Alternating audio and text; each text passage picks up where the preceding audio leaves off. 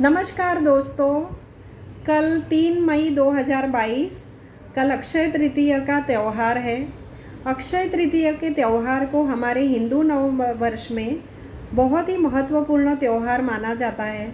अक्षय तृतीया का मतलब मैं बताना चाहूँगी। अक्षय मतलब अक्षय, जिस किसी चीज़ का क्षय ना हो, जिस किसी की नाश ना हो, जिसका कभी भी अंत ना हो, उसे अक्षय कहा जाता है।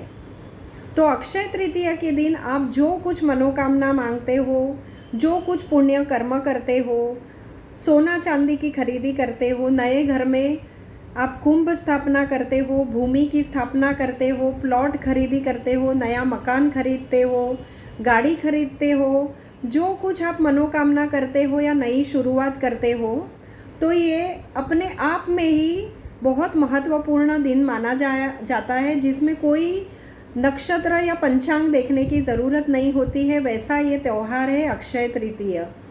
तो मैं बताना चाहूँगी इस दिन का इतना महत्व क्यों है। अक्षय तृतीया के दिन ही इस धरती पर गंगा मैया का अवतरण हुआ था, गंगा नदी का अवतरण हुआ था। अक्षय तृतीया के दिन ही अन्नपूर्णा माता का जन्म हुआ था। अक्षय तृतीया के दिन ही इस धरती पर विष्णु जी का 10वां अवतार मतलब परशुराम जी का अवतरण इस धरती पर हुआ था। अक्षय तृतीया के दिन ही ब्रह्मा जी के पुत्र अक्षय कुमार का जन्म हुआ था। अक्षय तृतीया के दिन कुबेर भगवान को कुबेर का भंडार मिला था। इसी दिन कृष्ण भगवान और सुदामा, जिनकी मैत्री पूरे विश्व में प्रसिद्ध है, उन दोनों की मुलाकात आज के दिन हुई थी।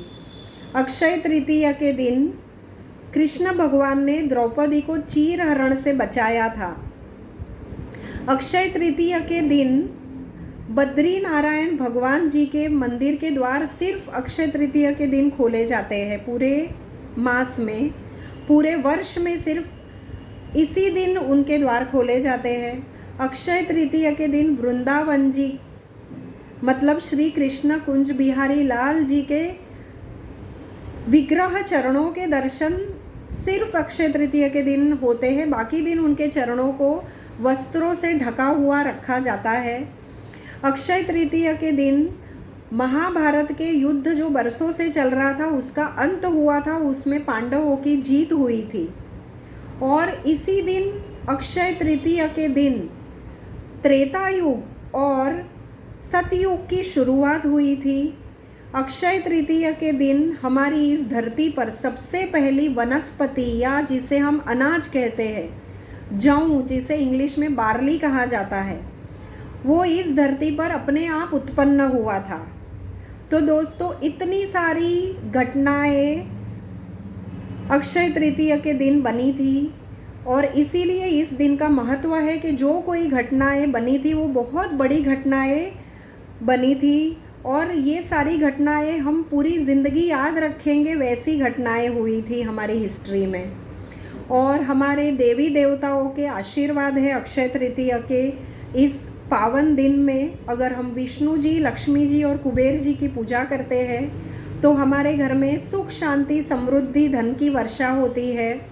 तो कुछ चीज़ें हैं जो अक्षय तृतीया के दिन आपको अवश्य करनी चाहिए, जैसे कि आपको सोना या तो चांदी की खरीदी करके पूजा करके तिजोरी में रखना चाहिए, ज्वेलरी की खरीदी करनी चाहिए, वस्त्र की खरीदी करनी चाहिए, धन धान्य की खरीदी करनी चाहिए, और आपको पूजा में सुबह स्नान करके विष्णु जी, लक्ष्मी जी और कुबेर जी को पूजा करके ओम विष्णवे नमः, ओम ह्रीं महालक्ष्मी नमः, ओम कुबेराय नमः, ये तीनों मंत्र 108 बार, मतलब एक जापमाला या तो 21 बार करना है।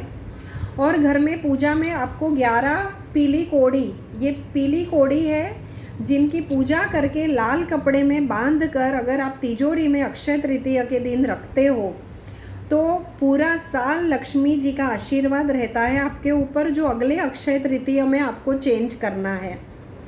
और अक्षय तृतीया के दिन अगर आप नया मकान खरीदते हो, एग्रीमेंट करते हो, भूमि खरीदते हो, कार खरीदते हो, ज्वेलरी खरीदते हो, वस्त्र की खरीदी करते हो, तो आपको अटूट ब्लेसिंग्स मिलती है भगवान की, लक्ष्मी जी की, विष्णु जी की।